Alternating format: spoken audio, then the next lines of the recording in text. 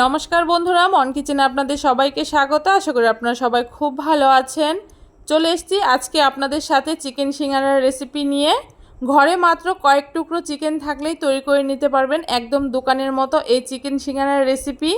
কিভাবে খুব সহজে ঘরে থাকা কয়েক টুকরো চিকেন দিয়ে একদম দোকানের মতো খাস্তা আর মুচমুচে এই চিকেন সিঙ্গারা আমি তৈরি করে নিয়েছি, চলুন দেখে নেওয়া যাক আজকে আমার এই ভিডিওতে। তার জন্য দেখুন, একটা বাটির মধ্যে একটা কাপ মেপে 2 কাপ ময়দা নিয়ে নিয়েছি, সাথে স্বাদ অনুযায়ী হাফ চামচ মতো নুন নিয়ে নিয়েছি, আর কিছুটা কালো জিরে হাতের তালুতে একটু ডলে দিয়ে দিচ্ছি, এতে কালো জিরের ফ্লেভারটা বেশ সুন্দর হয়। তারপরে এখানে আমি একটা চামচ মেপে 3 চামচ সাদা তেল দিয়ে দিয়েছি। এখন খুব ভালো করে সমস্ত উপকরণ একসাথে মিশিয়ে খুব ভালো করে একটু ময়ান দিয়ে নেব। ময়ানটা একটু সময় নিয়ে দিতে হবে, তাহলে সিঙ্গারাগুলো একদম খাস্তা হবে, খেতে ভীষণই ভালো হবে। দেখুন, খুব ভালো করে বেশ কিছুক্ষণ একটু মাখিয়ে নেওয়ার পরে এখন অল্প অল্প জল দিয়ে আমি একটা শক্ত ডো তৈরি করে নেব। ডোটা খুব বেশি নরম করা যাবে না, একটু শক্ত করে মেখে নিতে হবে। তাই একবারে সবটা জল না দিয়ে অল্প অল্প জল দিয়ে ডোটাকে তৈরি করে নিতে হবে। দেখুন, ডোটা আমার তৈরি করা হয়ে গেছে, আর ডোটা কতটা শক্ত করে মেখেছি দেখে বুঝতে পারছেন। এখন ঢাকা দিয়ে ডোটাকে আমি রেখে দিচ্ছি। এইদিকে আমি চিকেনের পুরটাকে তৈরি করার জন্য কড়াইতে পরিমাণ মতো সর্ষের তেল দিয়ে দিয়েছি। এখানে আমি সর্ষের তেল ব্যবহার করেছি, আপনারা চাইলে সাদা তেলও ব্যবহার করতে পারেন। তেলটা গরম হয়ে যাওয়ার পরে মিডিয়াম সাইজের 2টো পেঁয়াজ কুচি করে দিয়ে দিয়েছি। পেঁয়াজটাকে দিয়ে হালকা করে একটুখানি ভেজে নিয়েছি। পেঁয়াজটা হালকা করে ভেজে নেওয়ার পরে এইখানে একসাথে বেটে রাখা আদা, কাঁচা লঙ্কা আর রসুনের পেস্ট দিয়ে দিচ্ছি 1 চামচ। এখন খুব ভালো করে আদা, কাঁচা লঙ্কা আর রসুনের পেস্টটাকে একটুখানি ভেজে নেব, যাতে আদা রসুনের কাঁচা গন্ধটা চলে যায়। দেখুন, একটুখানি ভেজে নেওয়ার পরে এইখানে গুঁড়ো মশলাগুলোকে দিয়ে দিয়েছি। সমস্ত কিছু আমি হাফ চামচ করে ব্যবহার করেছি। জিরে গুঁড়ো, ধনে গুঁড়ো, লঙ্কার গুঁড়ো, হলুদ গুঁড়ো আর পরিমাণ মতো এখানে আমি নুন দিয়ে দিয়েছি, আর সাথে এখানে গরম মশলাও দিয়ে দিয়েছি। শুকনো মশলাগুলোকে একসাথে একটুখানি নেড়ে চেড়ে নেওয়ার পরে সামান্য একটু জলও দিয়ে দিয়েছি, যাতে মশলাগুলো পুড়ে না যায়। এখন মশলাগুলোকে খুব ভালো করে একটু কষিয়ে নিতে হবে। দেখুন, মশলাটাকে খুব ভালো করে কষিয়ে নিয়েছি, মশলা থেকে তেলও ছেড়ে দিয়েছে। এই অবস্থায় আগে থেকে মিডিয়াম সাইজের একটা আলু গ্রেট করে রেখেছিলাম, সেই আলুটাকে দিয়ে দিয়েছি। এখন আলুটাকে দিয়েও খুব ভালো করে মশলার সাথে মিশিয়ে কিছুক্ষণ একটুখানি রান্না করে নেব। এই সময় উনানের আঁচটাকে মিডিয়ামে রাখতে হবে। দেখুন, আলুটাকে দিয়ে খুব ভালো করে নেড়েচেড়ে মিশিয়ে নেওয়ার পরে আলুটা যখন হাফ সেদ্ধ হয়ে গেছে, তখন এখানে আগে থেকে 4-5 টুকরো হাড় ছাড়া মাংস আমি ব্লেন্ডারে ব্লেন্ড করে নিয়েছিলাম, সেই ব্লেন্ড করা মাংসটাকে দিয়ে দিয়েছি। এখন মাংসটাকে দিয়ে খুব ভালো করে এই সমস্ত কিছুর সাথে একসাথে একটুখানি মিশিয়ে নেব। মাংসটা খুব ভালো করে মিশিয়ে নেওয়ার পরে সামান্য একটু জলও দিয়ে দিয়েছি, যাতে মাংসটা খুব সুন্দর সেদ্ধ হয়ে যায়। এখন মিডিয়ামে রেখে এই পুরো রান্নাটা করতে হবে। মাঝে মাঝে নেড়েচেড়ে দিতে হবে, যতক্ষণ না মাংসটা একদম ভাজা ভাজা হয়ে যাচ্ছে ততক্ষণ আমি রান্না করে নেব।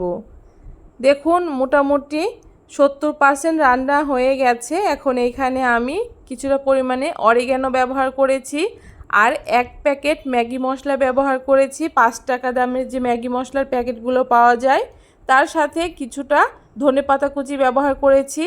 এখন সমস্ত উপকরণ দিয়ে আবারও খুব ভালো করে একটুখানি মিশিয়ে নেব। এইভাবে করে যতক্ষণ না এই পুরটা একদম ভাজা ভাজা হচ্ছে ততক্ষণ রান্না করে নিতে হবে। দেখুন, পুরটা আমার একদম রেডি হয়ে গেছে, আর মাংসটাও খুব সুন্দর সেদ্ধ হয়ে গেছে।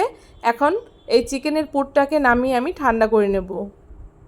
এইদিকে দেখুন, যে ময়দার ডোটা তৈরি করে রেখেছিলাম, সেই ময়দার ডোটা থেকে এখন আমি ছোট ছোট করে লেচি কেটে নেব। খুব বেশি ছোট না, মিডিয়াম সাইজের লেচিগুলো কেটে নেব। এখন দেখুন, একটা লেচিকে আমি খুব ভালো করে হাতের তালুতে একটু ডলে নিয়ে এখন খুব ভালো করে একটু বেলে নেব। একটু লম্বা লম্বা করে এই সিঙ্গারার লেচিগুলোকে বেলে নিতে হবে।